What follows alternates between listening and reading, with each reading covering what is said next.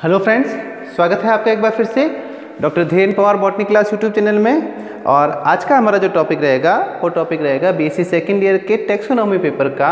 और कौन सा टॉपिक है हमारा? कीमोटैक्सोनॉमी। नाउ पहले हम इस टॉपिक के बारे में बात करते हैं कि कीमोटैक्सोनॉमी है क्या। हम इसके प्रीवियस वीडियो में जब अपन बता रहे थे टैक्सोनॉमी के बारे में, तो उसमें अपने देखा कि आज की तारीख में हम मॉडर्न टैक्सोनॉमी के अंतर्गत कई सारे दूसरे फील्ड और हैं जिनका उपयोग हम प्लांट्स की जाति वर्तीय रिलेशनशिप जो है या फाइलोजेनेटिक रिलेशनशिप जो है उनको ज्ञात करने में काम में लेते हैं। जैसे अदर देन मॉर्फोलॉजी, केवल मॉर्फोलॉजी की बात नहीं कर सकते हैं आज की तारीख में हम। तो उसमें अपन ने पढ़ा था जैसे जो साइटोजेनेटिक्स है या साइटोलॉजी जो है, मॉलिक्यूलर बायोलॉजी है, उसका उपयोग अपन ने देखा था प्रीवियस वीडियो के अंदर, जिसको अपन ने साइटोटैक्सोनॉमी नाम दिया था। नाउ इस बार अपन देखें कौन सा कीमोटैक्सोनॉमी की बात कर रहे हैं। और कीमोटैक्सोनॉमी एक्चुअल में क्या है कि इस प्रकार जो वर्गीकरण की ये जो शाखा है, इस शाखा के अंदर हम प्लांट्स के अंदर मिलने वाले जो केमिकल कंपाउंड्स है, उन केमिकल कंपाउंड्स के आधार पर प्लांट्स को की सही वर्गीकरण स्थिति देखते हैं। या कोई अपन देखते हैं कि किसी फैमिली के अंदर या किसी जीनस के अंदर भी कोई स्पेसिफिक करैक्टर हो सकता है, केमिकल करैक्टर हो सकता है, जिससे उसकी राइट आइडेंटिफिकेशन और राइट क्लासिफिकेशन पोजीशन जो है उसको ज्ञात करने में हमें सहायता मिलती है। तो इसी को अपन क्या कहेंगे? कीमोटैक्सोनॉमी कहेंगे, जिसमें हम केमिकल्स या प्लांट में अंदर मिलने वाले जो रासायनिक कंपाउंड है उनकी सहायता से प्लांट की सही वर्गीकरण स्थिति का पता लगाते हैं। अब अगर अपन इसके संक्षिप्त इतिहास की बात करें या ब्रीफ हिस्ट्री की बात करें तो बहुत ज़्यादा साइंटिस्ट की बात नहीं करेंगे, लेकिन कुछ साइंटिस्ट ऐसे हैं जिन्होंने इसके ऊपर योगदान दिया है। जैसे एबर्ट की बात करें 1887 के अंदर, जिन्होंने प्लांट्स के अंदर मिलने वाले जो रसायन है उनका तुलनात्मक रासायनिक अध्ययन किया और उन्होंने बताया कि हम प्लांट के अंदर मिलने वाले केमिकल कंपाउंड्स को क्लासिफिकेशन का आधार बना सकते हैं। देन अपन बात करते हैं ग्रेशोव जो है, उन्होंने कुछ केमिकल कंपाउंड जो है, जैसे अपन देखते हैं कि टैनिन्स है, साइनोजेनिक कंपाउंड है या एल्केलॉइड्स है, इनकी उपस्थिति जो है प्लांट्स के अंदर बताई। और उन्होंने भी ये बताया कि हम इन कंपाउंड के द्वारा प्लांट्स की आइडेंटिफिकेशन कर सकते हैं या उनका क्लासिफिकेशन कर सकते हैं। देन अपन देखते हैं जो मैकनेयर है, मैकनेयर ने सबसे ज़्यादा इनके ऊपर काम किया। 1934 की बात कर रहे हैं। उन्होंने कई सारे केमिकल्स के बारे में बताया और उन्होंने ये भी बताया कि जैसे पापावरेसी फैमिली जो है उसके अंदर प्रोटोपीन जो है वो एक विशेष प्रकार का एल्कलॉइड मिलता है। और इसी आधार पर अपन देखते हैं मैन्स्के ने 1954 के अंदर जो प्रोटोपीन जो है पापावरेसी फैमिली का, उसको उसका करैक्टरिस्टिक फीचर बताया, लाक्षणिक लक्षण बताया, यानी कि इस फैमिली की पहचान हम इस प्रोटोपीन एल्कलॉइड के आधार पर कर सकते हैं। देन अगर अपन बात करें सबसे ज़्यादा योगदान किसने दिया? मैकनेयर ने ही दिया। देन हार्बोन जो है 1967, हार्बोन ने, जिसको हम कह सकते हैं कि आज की जो हमारी नवीन शाखा है ये मॉडर्न टैक्सोनॉमी की, कीमोटैक्सोनॉमी, इसकी विधिवत रूप से या यूँ कह सकते हैं कि आज जो हम इसका जो परिप्रेक्ष्य देख रहे हैं उसको मान्यता किसने दी? हार्बोन ने ही दी। नवीन शाखा के रूप में सबसे ज़्यादा काम इन्होंने किया मॉडर्न टैक्सोनॉमी के अंतर्गत, कीमोटैक्सोनॉमी में।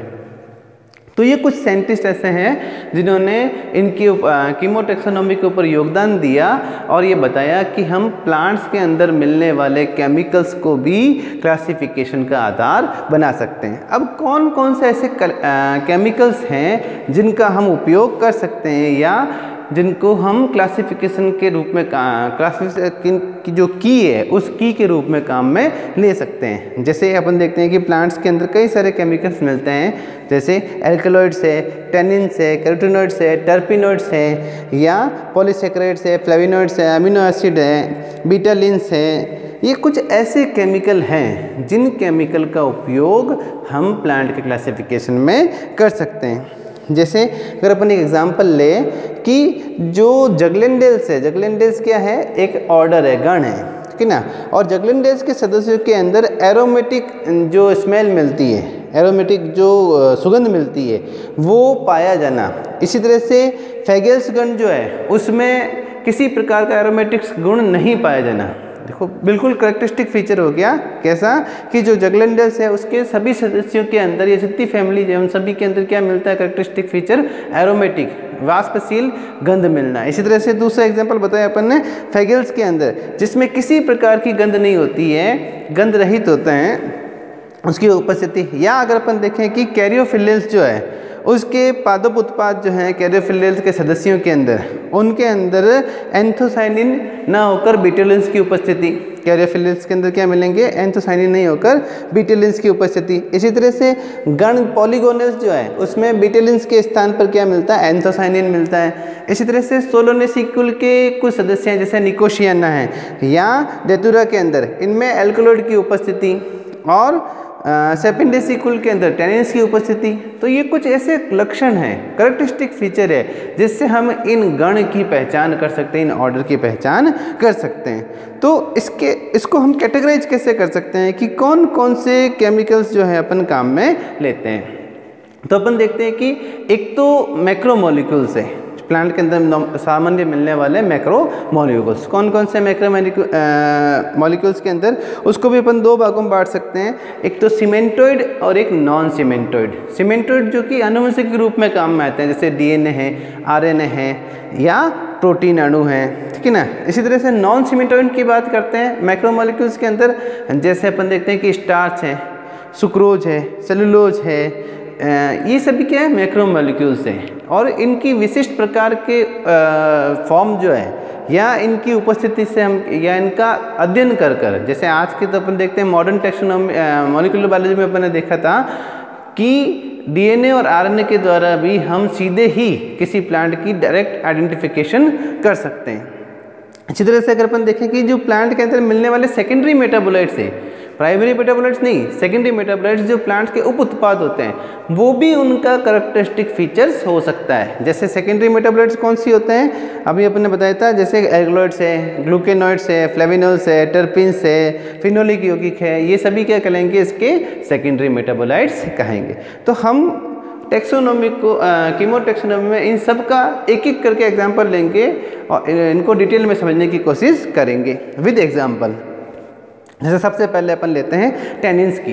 तो टेनिन्स क्या है, कलरफुल सब्सटेंस है नॉर्मली, जो कि पित्त के अंदर या मज्जा के अंदर छोटी छोटी जो कोशिकाएं, उन कोशिकाओं अंदर जगह जगह पर टेनिन कोशिकाएं अपन को मिलती है, वर्णकीय पदार्थ हैं और ये नॉन क्रिस्टलीय रूप में होते हैं। रंगीन व्यंजन बनाने और धातुओं के साथ नॉर्मल जैसे आयरन वगैरह की धातुओं के साथ भी क्या करते हैं, क्रिया करके प्रेसिपिटेट हो सकते हैं। बहुत कॉमन एग्जांपल टेनिन का आपको बताऊं मैं, जैसे घर में अपन चाय पीते हैं, ठीक है ना, जो चाय की पत्ती होती है उसके अंदर भी टेनिन्स जो होता है वो कलरफुल होता है। इसलिए जो चाय का कलर आता है वो किससे आता है, टेनिन से आता है। चाय से ताजगी हमें टेनिन से नहीं आती है। जब अपन कहते हैं चाय पीने से या जितनी चाय कड़क होगी उससे अपन को ताजगी होगी, तो वो कड़क तो कलर किससे आ रहा है, टेनिन से आ रहा है, लेकिन चाय के अंदर जो ताजगी मिलती है वो कैफीन से आती है, ठीक है ना। तो कलर से और उससे दोनों का कोई लेना देना नहीं है।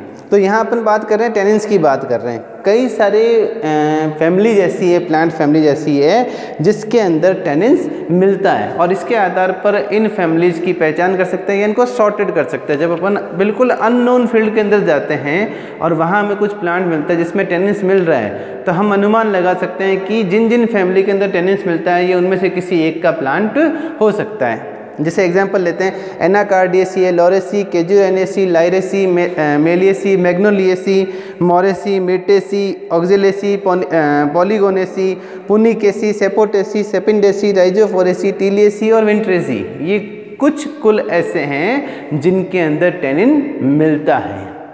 इसी तरह से अगर अपन बात करें आवर्त बीजियों के कुछ और ऐसे कुल हैं जिनके अंदर टेनिन बिल्कुल अनुपस्थित होता है। जैसे अगर अपन बात करें एकेंथेसी है, एमरेंथेसी, बेसिलेसी, कैप्रिडेसी, कैरियोफिलेसी, चिनोपोडियसी, ब्रेसिकेसी, कन्वोलुलेसी, लेमियेसी, सोलिनेसी, वर्बिनेसी और क्यूकरबिटेसी, इनमें टेनिन्स बिल्कुल ही अनुपस्थित होता है। तो ये तरीके से क्या हो गया, अभिनिर्धारण कर सकते हैं हम अननोन फील्ड के अंदर या अननोन प्लांट्स है, अगर उसमें टेनिन्स मिल रहा है इसका मतलब ये इनमें से किसी एक फैमिली का हो सकता है, अगर नहीं मिल रहा है तो ये दूसरी फैमिलियों में से हो सकता है। तो ये भी क्लासिफिकेशन का क्या हो गया, एक जरिया होगा। देन अगर अपन बात करें नेक्स्ट एग्जाम्पल ले किसका, स्टीरॉइड्स का। अब स्टेरॉइड्स क्या हैं? ये नॉर्मली सेक्स हार्मोन होते हैं। प्लांट्स के अंदर भी अपन देखते हैं कि स्टेरॉइड्स जो हैं वो लिंग हार्मोन के रूप में काम में आ सकते हैं। जैसे कुछ एग्जांपल हैं, खजूर के बीजों के अंदर, खजूर जो है डेट पाम, उसके अंदर एस्ट्रोन मिलता है उसके सीड्स के अंदर, ये एक प्रकार का लिंग हार्मोन है। इसी तरह से अनार के परागकणों में या जो सेब है, एप्पल जो है उसके अंदर, उसके बीजों के अंदर, या खाया ग्रैंडिफ्लोरा है उसके पुष्पक्रम के अंदर विशिष्ट प्रकार के स्टेरॉइड्स मिलते हैं। और इन स्टेरॉइड्स के जो है ये उपस्थिति जो है वो इन प्लांट्स की खासियत है या इनका करेक्टरिस्टिक फीचर है। तो इसके आधार पर भी अपन कह सकते हैं कि केमिकल्स को हम, या प्लांट में मिलने वाले केमिकल्स को हम क्लासिफिकेशन के टूल के रूप में काम में ले सकते हैं। अब इसी तरह से देखते हैं कि कुछ स्टेरॉल्स भी, स्टेरॉल्स यानी कि स्टेरॉइड से ही व्युत्पन्न होने वाले पदार्थ जिनको अपन स्टेरॉल्स कह सकते हैं। जैसे एग्जाम्पल है एजेलिन, जो कि पादप कुल रूटेसी एग्ले मार्मोलेस जो है, एग्ले मार्मोलेस जिसको अपन, इसका जो कॉमन नाम है बेलपत्र, एग्ले मार्मोलेस किसका नाम है? बेलपत्र का, शिव जी के ऊपर चढ़ाते हैं अपन बेलपत्र, तो उसका नाम है और रूटेसी कुल का है। तो उसके जो एजेलिन है उसका कैरेक्टरिस्टिक फीचर है उसके अंदर मिलने वाला। इसी तरह से कैलेस्ट्रॉल, कोलेस्ट्रॉल की बात नहीं कर रहा मैं, कैलेस्ट्रॉल की बात कर रहा हूँ।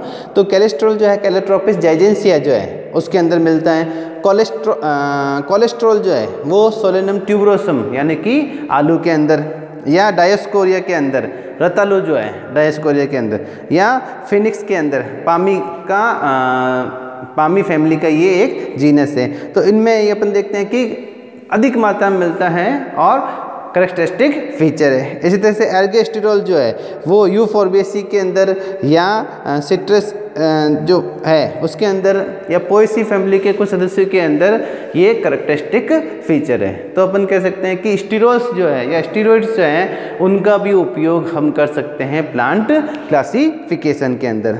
देन टर्पिनोइड्स की बात करते हैं। टर्पिनोइड्स एक्चुअल के अंदर अपन कह सकते हैं तीक्ष्ण गंध वाले एरोमेटिक यौगिक होते हैं टर्पिनोइड्स, तीक्ष्ण गंध वाले, और इनके अंदर कुछ आइसोप्रीन इकाइयाँ होती है जिनके आधार पर अपन कह सकते हैं कि मोनोटर्पिनोइड्स है, या डाइटर्पिनोइड्स है, या ट्राइटर्पिनोइड्स है, या पॉलीटर्पिनोइड्स है। तो ये जो आइसोप्रीन इकाइयाँ हैं इनके आधार पर इनकी खासियत होती है या इनका जो केमिकल फार्मूला वो अलग है। जैसे अभी अपन ने बताया मोनोटर्पिनोइड्स है तो उसमें कम से कम 2 आइसोप्रीन इकाइयाँ होगी। इसी तरह से डाइटर्पिनोइड उसमें 4 आइसोप्रीन इकाइयाँ हैं, ट्राइटर्पिनोइड्स में 6 आइसोप्रीन इकाइयाँ हैं, पॉलीटर्पिनोइड्स उसमें अनेक या कई सारी आइसोप्रीन इकाइयाँ हैं, और इनकी वजह से इनके अंदर एक विशेष एरोमेटिक गंध होती है। जैसे अगर अपन एग्जांपल की बात करें, अम्बेलिफेरी फैमिली जो है जिसके अंदर आता है धनिया आता है, घरों में अपन धनिया लेते हैं, या अपन देखते हैं कि नींबू है, संतरा है, मौसमी है, पुदीना है, यूकेलिप्टस है। इन सभी के अंदर पर देखते हैं कि सूंघ कर ही हम बता सकते हैं कि ये कौन सा प्लांट है।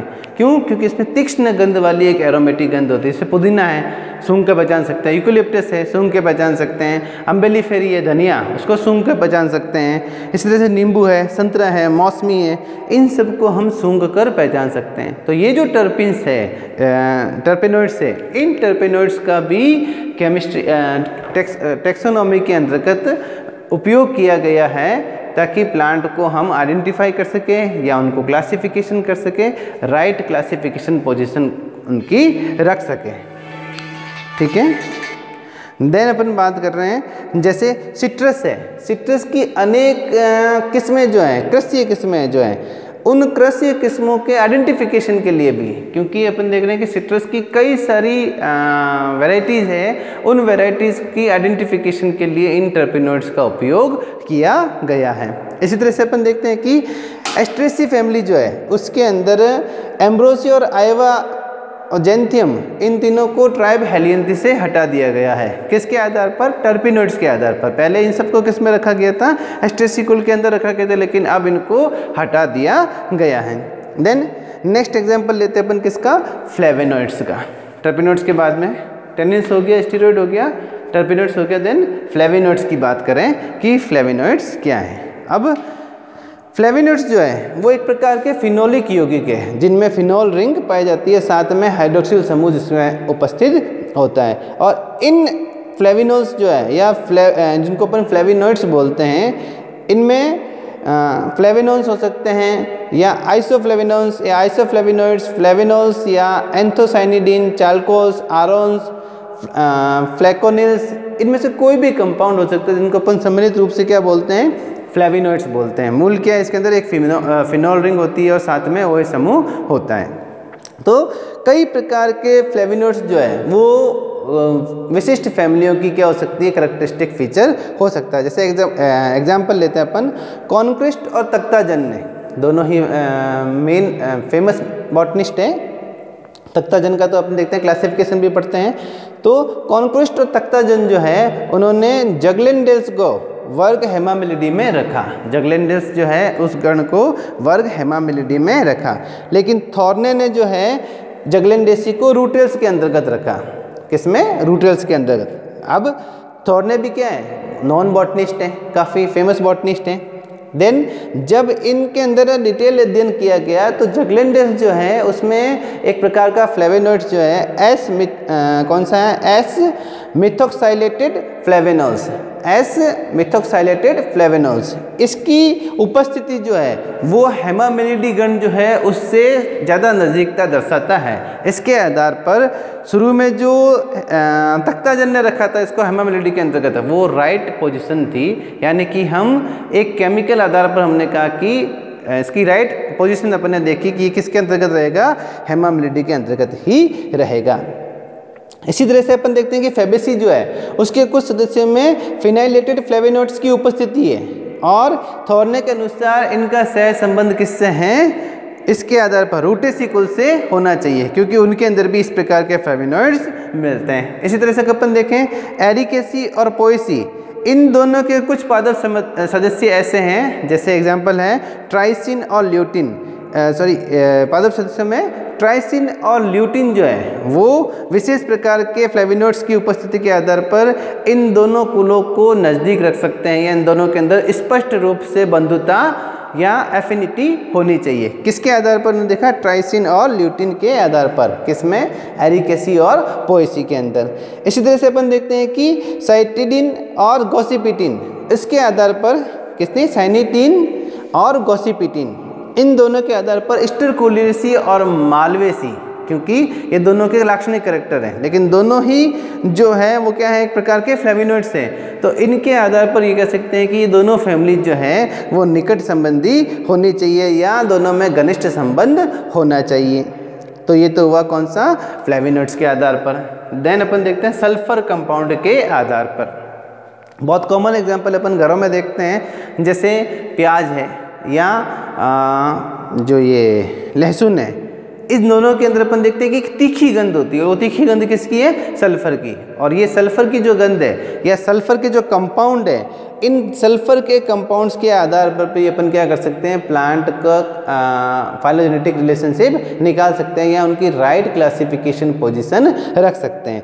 अब ये जो सल्फर है इसमें भी अपन देखते हैं, ये तो डाइसल्फाइड हो सकते हैं या ग्लूकोसाइड हो सकता है, जिसमें कार्बोहाइड्रेट रिंग जुड़ी हुई हो या कार्बोहाइड्रेट जुड़ा हुआ हो।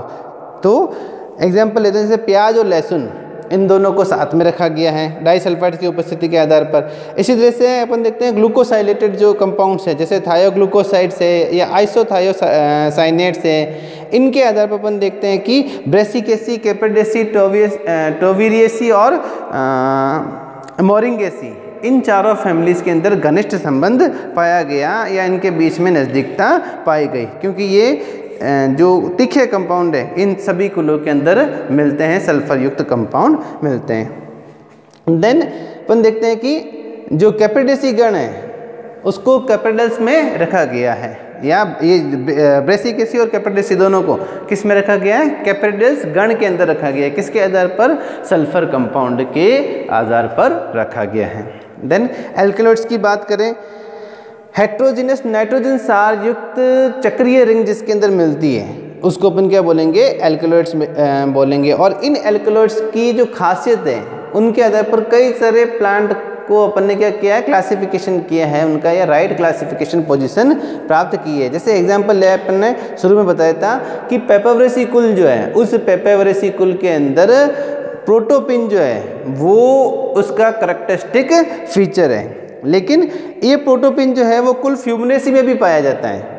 लेकिन अंतर क्या है कि फ्यूमिनेसी बिल में जो मिलने वाला प्रोटोपिन है उसके साथ में एक और कंपाउंड भी मिलता है आइसोक्विनोलिन, इसलिए इसको अलग रखा गया है। इस तरह से अगर अपन देखें कि द्विबीजपत्री के कई सारे ऐसे सदस्य हैं, कुल हैं, जिसके अंदर कुछ एल्कलॉइड्स या विशिष्ट प्रकार के एल्कलॉइड्स मिलते हैं। जैसे एग्जाम्पल देखें अपन बार्बिडेसी है, फेबेसी है, रनकुलेसी है, सोलेनेसी है। इन पादप प्रजातियों के अंदर अच्छी खासी मात्रा में एल्कलॉइड्स मिलते हैं। इसी तरह से अपन देखें कि जो फेबेसी है उसके सदस्यों में ल्यूपिन नामक एल्कलॉइड्स मिलता है। फेबेसी के सदस्यों में कुल सोलेनेसी के सदस्यों के अंदर ट्रोपेन नामक एल्कलॉइड्स मिलता है। किसमें? सोलेनेसी के अंदर। इसी तरह से जो पापावरेसी का अफीम जो है, पापावर सोमनीफेरम जो है अफीम, इस प्लांट के अंदर केवल और केवल इस जीनस के अंदर एक विशेष प्रकार का एल्कलॉइड जिसको अपन मॉर्फिन बोलते हैं वो पाया जाता है, जो कि पापावरेसी के दूसरे सदस्यों में भी नहीं मिलता। तो ये इसका कैरेक्टरिस्टिक फीचर हो गया, क्या? मॉर्फिन का मिलना। इसी तरह से अपन देखें कि अम्बेलिफेरी और एपीसी जो कुल है उन कुलों के अंदर कॉनिलिन जो नामक एक प्रकार का एल्कलॉइड मिलता है, जो कि इन दोनों की फैमिली जो है उन फैमिली का कैरेक्टरिस्टिक फीचर हो सकता है। इसी तरह से अगर अपन बात करें स्ट्राइनॉक्स जो है उसकी कुछ प्रजातियों में स्ट्रिक्निन नामक एल्कलॉइड मिलता है। तो ये हम कह सकते हैं कि एल्कलॉइड जो है उसका भी उपयोग किस में कर सकते हैं? हम प्लांट क्लासिफिकेशन में कर सकते हैं या फाइलोजेनेटिक रिलेशनशिप निकालने में कर सकते हैं। देन नेक्स्ट देखते हैं अपन कि वैक्सेज या मोम जिसको अपन बोलते हैं, वैक्स या मोमीय पदार्थ। कुछ प्लांट ऐसे हैं जिसके अंदर कुछ विशिष्ट प्रकार की मोम जो है, वैक्स जो है, उनकी एपिडर्मिस के ऊपर या पौधों की ऊपरी परत के ऊपर मिलती है, जिनका कॉमर्शियल उपयोग भी किया जाता है। और ये जो वैक्स है ये उन प्लांट के कैरेक्टरिस्टिक फीचर है या उनका क्लासिफिकेशन में योगदान दे सकते हैं। जैसे एग्जाम्पल बात करते हैं अपन कार्नाबुआ पाम जो है, कार्नाबुआ पाम एक प्लांट से मिलता है कॉपरनिका सेरेसिफेरा, कॉपरनिका सेरेसिफेरा के अंदर। इस प्लांट का जो पत्तियां हैं उसके ऊपर एक विशिष्ट प्रकार का मोम मिलता है, जिसको इकट्ठा कर कर उसको सोल्ड आउट किया जाता है, मार्केट में बेचा जाता है, कार्नाबुआ पाम बोलते हैं। तो ये इसका एक कैरेक्टरिस्टिक फीचर है। इसी तरह से अपन बात करें सिमोनसिया जो है, इसके बीजों के अंदर तरल मोम पाया जाता है, लिक्विड मोम पाया जाता है। तो ये भी इसका एक कैरेक्टरिस्टिक फीचर हो गया। तो हम कह सकते हैं कि मोम्स को भी अपन या वैक्स जो है उसको भी अपन काम में ले सकते हैं एज ए कीमोटैक्सोनोमिक टूल के अंतर्गत। देन बीटा लेंस जो है ये फ्लेविनोइड्स के प्रकार के यौगिक है, लेकिन फ्लेविनोइड्स हैं नहीं। इनके अंदर भी आंशिक रूप से अपन देखते हैं फिनोलिक पदार्थ मिलते हैं, और इनका भी उपयोग अपन किस में करते हैं? एज ए टूल के रूप में काम में ले सकते हैं। जैसे अपन देख रहे हैं कि जो गण सेंट्रोस्पर्मी है, ऑर्डर सेंट्रोस्पर्मी है, इस सेंट्रोस्पर्मी के अंदर अपन देख रहे हैं कि कुछ कुल जैसे चिनोपोडियसी है, पोर्चुलेकेसी, एजोएसी, कैक्टेसी, निक्टाजिनेसी, फाइटोलेकेसी, स्टेग्नोस्पर्मेसी, बेसिलेसी, एमरेंथेसी और डाइडेरियसी, इनके अंदर लाल और पीले रंग के बीटेलेंस मिलते हैं, यानी कि सेंट्रोस्पर्मी के कुल 10 गणों के अंदर। और इनके आधार पर, इन बीटेलेंस के आधार पर इनको सबको फैमिली को किस में रखा गया है? गण सेंट्रोस्पर्मी के अंतर्गत रखा गया है, ठीक है ना।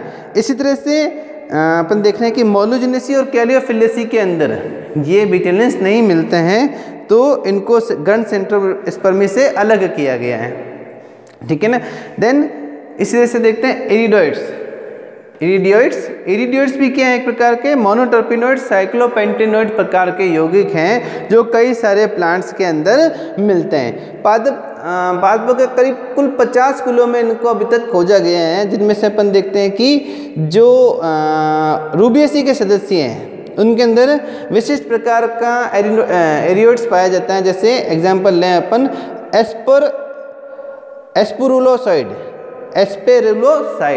एस्पेरुलोसाइड जो है एक विशिष्ट प्रकार का क्या है? एरियोइड्स है, जो कि रूबिएसी के सदस्यों के अंदर पाया जाता है। इसी तरह से अगर अपन बात करें कि एक्यूबिन जो है वो कॉर्नेसी, स्क्लोफुरेसी और ओरोबैंकेसी, स्क्लोफुलेरिएसी और ओरोबैंकेसी, इनके सदस्यों के अंदर ये विशिष्ट प्रकार का इरिडोइड्स पाया जाता है। कौन सा? एक्यूबिन। और इसी की उपस्थिति के आधार पर, यानी एक्यूबिन की उपस्थिति के आधार पर ही बुडलेया एक प्लांट है, और इस प्लांट को लोगिनिएसी से हटाकर, पहले इसको किसमें रखा गया था? लोगिनिएसी के अंदर रखा गया था, और इसको हटाकर इसके खुद के एक कुल के अंदर रखा गया, जिसका नामकरण किया गया बुडलेजेसी, ठीक है ना, उसके अंदर स्थानांतरित किया गया। किसके आधार पर? केवल एक स्पेसिफिक कैरेक्टर के आधार पर और विशिष्ट प्रकार के इरिडोइड्स के आधार पर, जो केवल और केवल इन प्लांट के अंदर मिलता है, ठीक है ना। तो अपन देख सकते हैं कि ये जो इरिडोइड्स हैं, इनकी कुछ विशेष कुलों के अंदर उपस्थिति है, जैसे रूबिएसी, स्क्रोफुलेरिएसी है, इनके अंदर मिलती हैं। इसके अलावा भी अपन देखते हैं कि कई सारे और केमिकल्स हैं जिनको भी हम कीमोटैक्सोनॉमी में काम में ले सकते हैं। जैसे कुछ एग्जांपल ओपन लेते हैं, कुछ प्रोटीन्स के सीव ट्यूब प्लास्टिड जो प्रोटीन है, उन प्रोटीन का उपयोग या उन प्रोटीन की खोज जो है, उसमें कैक्टेसी, कैरियोफिलेसी और मोलुजनेसी के कुछ जो सदस्य हैं, उनके अंदर इनकी खोज की गई और इनको निकट संबंधी माना गया। इसी तरह से अपन देख रहे हैं कि स्टार्च कण की बात करें अपन, तो कुछ विशिष्ट प्रकार के स्टार्च कण जो है, जैसे अपन देखते हैं कि एग्जाम्पल के तौर पर ट्राइब हॉर्डियो जो है, हॉर्डियो पोएसी कुल का जो ट्राइब हॉर्डियो है, उन हॉर्डियो के अंदर संयुक्त या कंपाउंड ग्रेन पाए जाते हैं स्टार्च के, तो ये इससे कैरेक्टरिस्टिक फीचर हो गया। जबकि कुछ अन्य सदस्य जैसे नॉर्डस, लोलियम, पैराफोलियस, इनके अंदर सरल प्रकार के स्टार्च कण मिलते हैं, तो ये एक अलग प्रकार का कैरेक्टरिस्टिक फीचर हो गया। तो स्टार्च कण जो है, उनका भी उपयोग हम, या उनकी मॉर्फोलॉजी है, उनका भी उपयोग हम कर सकते हैं। इस तरह से कुछ छोटे छोटे एग्जांपल और है, जैसे एलेजिक एसिड है जो कि ट्राइब कैरी के अंदर मिलता है। इस तरह से मिलेनिन जो है विसिया फेबे के अंदर या सिस्टिसस नाइग्रेंस के अंदर मिलता है। म्यूजेसी कुल के अंदर जो है वो मिलेनिस मिलते हैं। इसी तरह से अपन बात करें रेफाइट्स की, जो कि एलिस मेटल्स, हाइड्रोकैरिटेल्स या पोटामोजिटोनेल्स और नाइजाडेल्स, इन सब के अंदर ये क्या मिलते हैं? रेफाइट्स मिलते हैं। तो हम देखते हैं कि ये कुछ ऐसे एग्जाम्पल हैं। इसके अलावा एक और एग्जांपल अपन बात करना चाहेंगे, जैसे ज्वार का पौधा है, सोरगम जिसको अपन बोलते हैं, ठीक है ना, सोरगम वल्गेर जो है, उसके अंदर साइनोजेनिक कंपाउंड HCN जो है, उन साइनोजेनिक कंपाउंड की विशेष स्ट्रक्चर मिलती है। इसलिए अपन देखते हैं कि ज्वार के पौधे को कई बार खाने से जो मवेशी है वो मर जाते हैं, अगर एक विशेष स्टेज में खाया, क्योंकि उस समय उसके अंदर क्या मिलता है? ये हाइड्रोसाइनिक कंपाउंड जो है या साइनोजेनिक कंपाउंड, वो उनके अंदर मिलते हैं। तो ये भी इस पौधे का एक कैरेक्टरिस्टिक फीचर हो गया, कौन सा? साइनोजेनिक कंपाउंड का मिलना। तो ये ऐसे कई सारे और सैकड़ों एग्जाम्पल है जिससे हम पता लगा सकते हैं, या जिसके आधार पर हम कह सकते हैं कि प्लांट के अंदर ये मिलने वाले विशिष्ट प्रकार के जो केमिकल्स हैं, इन केमिकल्स का भी हम मॉडर्न टैक्सोनॉमी में क्या करते हैं? उपयोग लेते हैं, और प्लांट का आइडेंटिफिकेशन करने में, या उनका क्लासिफिकेशन करने में, या उनका फाइलोजेनेटिक रिलेशनशिप ज्ञात करने में उपयोग में लेते हैं। तो उम्मीद करता हूँ कि टॉपिक आपको पसंद आया होगा। काफ़ी लेंदी टॉपिक है ये, इसमें कई सारे एग्जाम्पल भी है, तो एग्ज़ाम पॉइंट ऑफ व्यू से थोड़ा सा टफ टॉपिक है, क्योंकि एग्जाम्पल्स बहुत से हैं इसके अंदर। तो अगर हम एग्जाम्पल नहीं लिखेंगे एग्ज़ाम में, तो इस टॉपिक में अंदर नंबर मिलना मुश्किल है। लेकिन फिर भी काफ़ी हद तक कोशिश की है कि आपको ईजिली समझा सके कि कीमोटैक्सोनॉमी क्या है, और प्लांट फाइलोजेनी में इसको कैसे काम में लेते हैं। तो अगर आपको टॉपिक अच्छा लगा हो तो उसको लाइक कीजिए, शेयर कीजिए और कमेंट्स कीजिए।